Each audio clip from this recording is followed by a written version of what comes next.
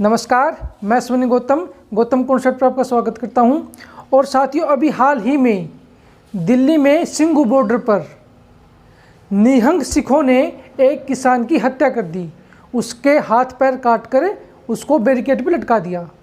और जो उन्होंने हत्या का कारण बताया वो ये बताया कि इस व्यक्ति ने गुरु ग्रंथ साहिब की बेअदबी की है, इसी कारण इसकी हमने हत्या कर दी। आखिर ये निहंग सिख है कौन?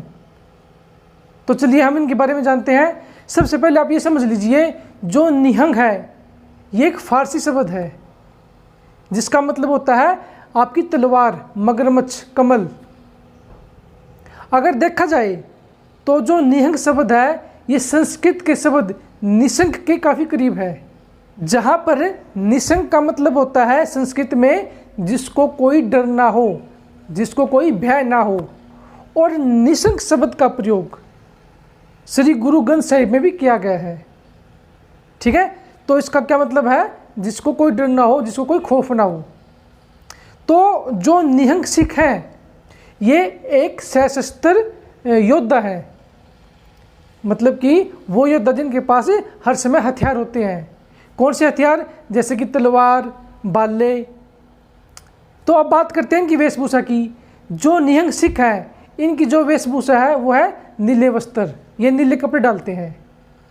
इसके पीछे एक तर्क दिया जाता है कि जो सिखों के 10वें गुरु थे गुरु गोविंद सिंह जी, वो युद्ध के समय नीले वस्त्र धारण करते थे।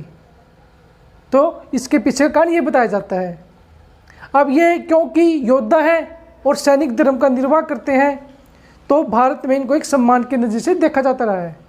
अब अगर बात करें निहंग सिखों की बहादुरी की तो आप इसका अंदाज़ा इसी से लगा लीजिए। जब विदेशी आक्रमणकारियों ने भारत पर हमला किया, या कह लीजिए जो आपके अफगान आक्रमणकारी थे अहमद शाह दुरानी, जब उन्होंने हिंदुओं सिखों को काटना शुरू किया तो ये निहंग सिख ही थे जो आगे आए थे, जिन्होंने अफगान आक्रमणकारियों से लोहा लिया था। तो दोस्तों, ये बहादुर होते हैं और सशस्त्र योद्धा होते हैं।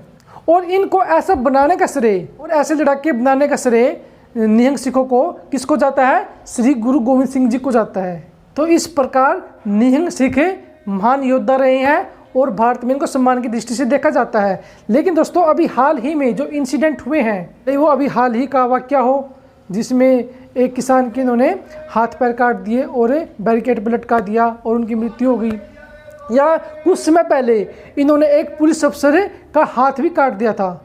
और इसके अलावा भी इनकी कई घटनाएं अखबारों में छपती रहती हैं।